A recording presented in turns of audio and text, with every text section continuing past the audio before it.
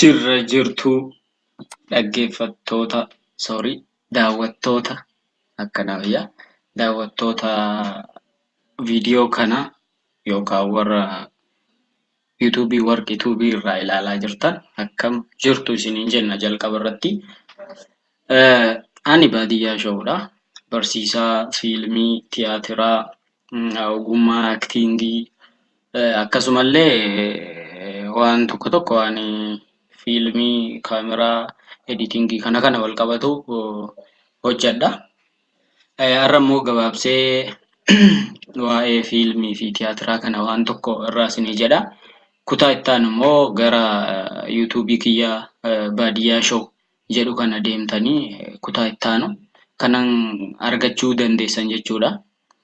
Asumaanuu waan tokko dubbachuudhaaf aadaa fi aartii keessattuu namoonni fedhii aadaa fi aartii qabdan aadaa fi aartii keessatti qooda nan fudhadhaa, nan guddisasii, nan hojjedhaa, anis waan kanatti haa dabalamu namni jettan keessattuu aadaa fi aartiin Oromoo gama fiilmiitiin jiru baay'ee gadi bu'aadha. Hin beekoni aadaan nu qabnuu fi aartii fiilmiin nu qabnu waliin madaalu. Kanaaf keessas haa ta'u ala bakka barbaaddan iyyuu namoonni jirtan barumsa waan ta'eef yoo xiqqaate waa bartu. Inni lammaffaa immoo namallee barsiisuu dandeessu. Kanaaf kuni barreeffamni ani ittiin isinii dhiyeessu kun afaan Oromootii gaggabaabaadha. Hin dubbifamaa waan ta'eef inumaayyuu namni barreeffatu osoo jiraate natti tola jechuun barreeffatee qabatee namaa osoo kenne. Barbaachisaa taanaan immoo namni ogummaa kana qabu kanaan durallee yaalaa ture yoo jiraate yoo odoo deemee ammas yuutuubii biraa irratti illee barsiisee natti tola. Viidiyoo kana kallattumaan akka dabarsu akka intinii godhu osoo hin taane akka barumsa kana dabarsu natti tola. Maaliif viidiyoon koppiraatis jalaa ta'uu danda'a. Garuu intinii waan as keessaa kana barreeffamaan yookaan sagalee kana jijjiireen immoo kan isaa godhee maaliif innis otoo barumsa kana babal'isee natti tola. Sababni isaatu aadaa barumsa akkanaa kana barumsa fiilmii kana namni baay'een afaan Oromootiin barsiisaa hin jiru. Hin jiru barumsa akkanaa kana nan dhabeeni onlaayinii gubbaa hin jiru. Kanaafi waanuma kana isiniin jechuu barbaada. Namoonni biraallee barreeffama as keessatti agartan kana barreeffadhaa bifa isinitti toluun bifa qindeessuu dandeessaniin qindeessaa ta'u gama yuutuubii keessaniitti irratti illee ittiin hojjedhaa isiniin jechuu barbaada. Sababni isaatu nama hunda bira akka ga'u namni hundi akka baruun barbaada dhimma kana. Aadaa fi aartii keenya irratti haa hojjetamu isinisitti hojjedhaa isiniin jechaa yuutuubii warqituu kana sabskraayibii, laayikii, sheer gochuu hin dagatinaadha. Akkanuma yoo walii goone malee waan biraa waan walii goonu baay'eenis hin jiru. Kanaaf bifa kanaan warqee cinaa dhaabbadhaa. Intala goobazii, intala cimtuu isin gargaartu, isin taphachiiftu waan mudannoo isinii qooddu waan ta'eef ishiillee jajjabeessaa. Yoo isinitti tole immoo kutaa itti aanu ilaaluu yoo barbaaddan asuma natti illee koottaa maatii baadiyyaa show ta'aa isiniin jedha. Isinitti hin dheeressu amma waa'ee fiilmii fi tiyaatiraatti seenaa. Walumaa gala barumsi ani barsiisu fiilmii fi tiyaatira barreessuu, gulaaluu, viidiyoo waraabuu, editingii, viidiyoo editing sooftiweerii, fiilmii raayiting sooftiweerii yookaan sooftiweerii ittiin fiilmii barreessan akkasumallee footoo editing sooftiweerii fi kanneen biroo waan jijjiiru kana gabaabsee yuutuubii baadiyyaa show irratti nan maxxansaa. Kanaaf dhuftanii achi ilaalachuu dandeessanii. Barumsaarraa fiilmii fi tiyaatira kan jedhu maalummaa isaaniitiin haa jalqabnu. Fiilmii fi tiyaatirri maali jedha akkuma asirraa agartan gaa. Fiilmii fi tiyaatirri maali kan jedhuuf gosa taphaa seenaa dhugaa yookaan kalaqa sammuu ilma namaati. Fiilmii namni fiilmii ilaalin namni hin jira jedhee yaadu garuu namni baay'een kan hin arginis yoo jiraate namoota amma viidiyoo kan daawwachaa jirtan keessaa namni fiilmii hin argin hin jiru. Garuu fiilmi sun cal jedhee miti kan hojjetame. Fiilmichi cal jedhee akka salphaatti miti. Sadarkaa keessa darbee dhufe qaba. Anis sanuma waan tokko isinitti hima. Amma mee maalummaa fiilmii fi tiyaatiraa kan jedhu kana waanuma isin beektanii sammuu nama fiilmicha barreessuu keessatti waan bocamudha. Waan gaafa daayirektarri, aaktarri, kaameraa maanii faan walitti dhufanii hojjetanii gara waan qabatamaa tokkotti jijjiiran. Fiilmii jechuun dura hin barreeffama. Bifa asoosamaatiin ta'uu danda'a. Waan yookaan yaada yookaan akkanumatti waan sammuutti yaadamu ta'e achi booda waan gaafa taateen akteroonni walitti dhufanii hojjetanii waan qabatamaa fiilmii godhanii as baasanii namatti mul'isan jechuudha.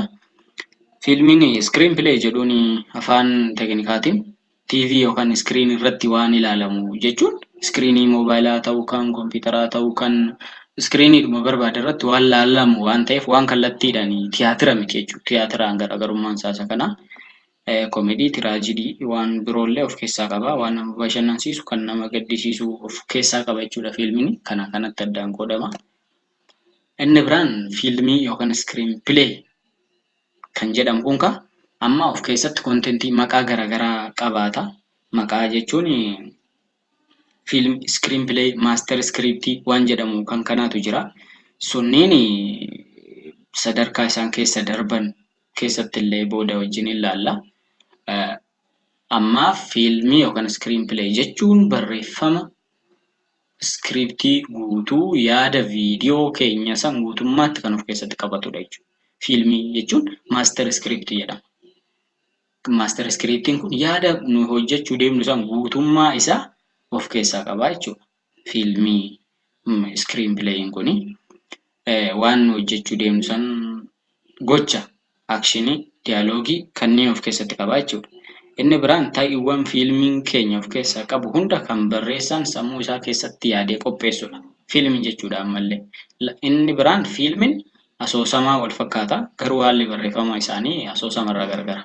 Kanayyuu wanni ani isinitti himuu barbaadeyyuu haala barreeffama isaatii fi qabiyyee isaati malee asoosamni tokko fiilmii ta'uu hin danda'a. Maaliif namni asoosama barreesse fiilmii barreessuu hin dadhabu. Asoosamummatuus immoo fiilmii ta'a. Garuu haalli nu ittiin barreessinu foormaatiin isaa garagara jechuudha. Akkamitti garagara ta'a kan jedhu diyaaloogii qabaa, akshinii qabaa, achi keessatti aktera qabaa. Kanuma kanatu gargar godha malee waan adda ta'e hin qabu. Garuu asoosamarraa xiqqoo garaagarummaan isaa isa kana isiniin jechuufi. Inni biraan yaada fiilmiidhaaf ta'u eessaa argannaa jedha. Yaada fiilmiidhaaf ta'u kana eessaa arganna osoo jennee waan wal nama gaafachiisu miti. Jireenyumti keenya mataansaa fiilmiidha. Gaazexaa irraa, kitaabaaf barruulee irraa, seenaa nama dhuunfaa, fiilmiidhuma kanaan dura hojjetamee fi seenaa nama biraa waanuma barbaanne irraa yookaan immoo uumuullee dandeenya fiilmii kana jechuudha. Yaada ammuma kalaqne waan nama gammachiisu yookaan nama gaddisiisu wayii goonee fiilmii godhuu dandeenya jechuudha. Fiilmii keessa seenaatu jira. Fiilmii keessa seenaa histirii jechuudha. Seenaan kun immoo bakka lamatti qoodama. Seenaa namarratti hojjetamee fi taatee tasa uumame. Yeroo biraa kana bal'inaa wajjin ilaallaan gaggabaabsee keessa isinii deddeema. Qabiyyee fiilmichaati kan biraa. Qabiyyeen fiilmichaa taatota waliin dubbii yookaan diyaaloogii fi konfliktii bakka ta'iin sun itti raawwatame yookaan lokeeshinii meeshaalee ta'ii san keessatti fayyadamnu yookaan meeshaa waraanaa ta'uu, meeshaa bareedumaa ta'uu, meeshaa qonnaa ta'uu waan akkasii kana fa'aa fiilmii keessatti fayyadamna waan ta'eef kunniin qabiyyee isaaniiti. Waraabbii fi kaameraa fi seera kaameraa kanneen illee fiilmiin tokko of keessatti qabata jechuudha. Kan biraa ulaagaalee fi haalota fiilmii barreessuudhaaf nu barbaachisanii ulaagaa inni guddaan seera kana ofii ulaagaalee qabiyyeewwan amma asitti dubbanne kana eegnee barreeffamni keenya hagam guddachuu danda'a waan jedhu. Barreeffamni keenya fiilmiin tokko fiilmii dheeraan sa'aatii tokkoo fi daqiiqaa 30 yookaan sa'aatii tokkoof daqiiqaa 40 yoo ta'e barreeffamni fiilmiin keenya sun jalqaba gaafa luukurratti yookaan kitaaba bifa kitaabatiin barreeffamu sun naannoo daqiiqaa fuula 120 yookaan 130 naannoo kana ture jechuudha. Maaliif tilmaaman fuulli tokko fiilmii daqiiqaa tokko ta'a akka jechuuti seera isaa keessatti. Kuni ulaagaadhuma barumsaaf akka ta'utti malee fuula 100 barreessanii fiilmii sa'aatii tokkoof walakkaa hojjechuu hin danda'ama. Fiilmii sa'aatii 2 hojjechuun hin danda'ama. Bifa kana garuu barumsaaf yookaan istaandardiin isaa akka kanatti jira jechuudha.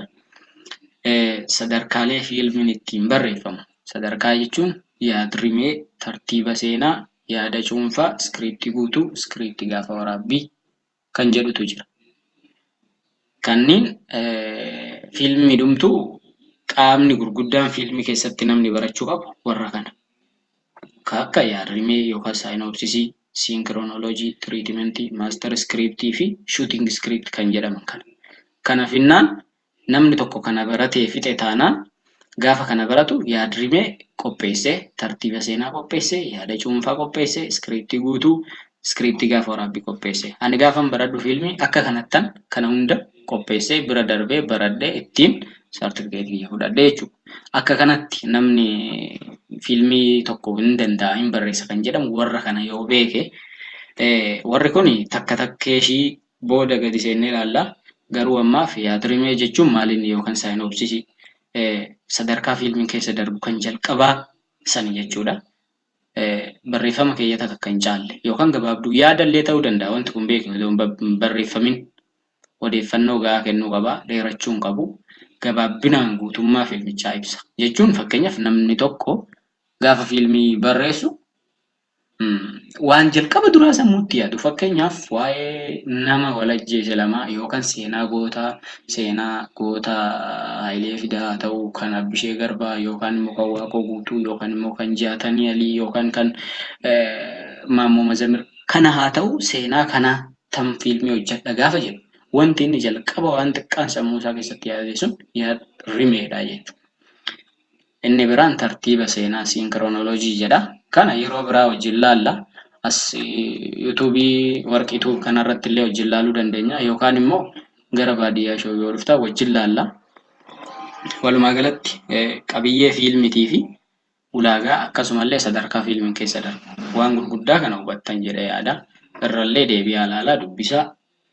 Dubbisuu qofa osoo hin taane aadaa fi aartii keessan irratti immoo xiyyeeffadha. Bakka jirtanitti haala keessa jirtan kamirrattiyyuu aadaa fi aartiin Oromoo jiru hin guddanne yoo jenne homaa dhugaarraa fagoo miti. Maaliif namni keenyas yoo akkuma beektan kitaaba amma fakkeenyaaf ani otoon kitaaba tokko barreessee fidee birrii 30 narraa bituun itti ulfaata. Bakka jechuun namni keenya baay'eedhuma hin beeku ani maaliif akka waan kana irratti hin xiyyeeffanne. Hinaaffaa ta'uu, jibba ta'uu, maaliif of jaalata namni garuu of hin jibbu. Maaliif aadaa isaa akka hin jaalanne immoo naan galu. San isinitti yaadaa ta'u namni fedhii yoo qabaattan namni isin dirqamsiis hin jiru. Yoo hojjettaa yoo dhiifte maaliif Oromoon si qofa abbaan barbaadellee hojjechuu danda'a. Warri kanaan duraatis akkanumatti kunoo otuma rakkatanuu osuma waan nyaatan dhabanuu hojjetanii har'aan ga'an. Har'a booda garuu kan jiru ga'ee kiyyaaf keetii waan ta'eef atis yoo sitti dhaga'ame gama kana hojjedhu akkuma siin jedhe kitaaba otoon hojjedhee fidee birrii 30 narraan bitan. Garuu kitaaba madammarii agartan deengadda. Qarshii 300 kitaaba madammarii takkitti kanuma of keessaa hin qabne kanumtuu keessa hin jiru. Ani garuu kitaaba aadaa fi seenaa duudhaa otoon barreessee fidee hin jiru kitaaba birrii 30 ittiin kadhadheetu namni narraa bitu hin jiru maal fide immoo jedhan namuma keenya. Kanaaf san dhiisaa ta'u isin waan seenan isin hin gaafanne waan cubbuu hin qabne waan aadaa fi aartiidha hojjedha. Waaqnis warri adiinis nama ofitti jabaatee gargaaraa jedhe Piroofeesar Mararaa Guddinaa jechuudha. Kanaaf isinilleen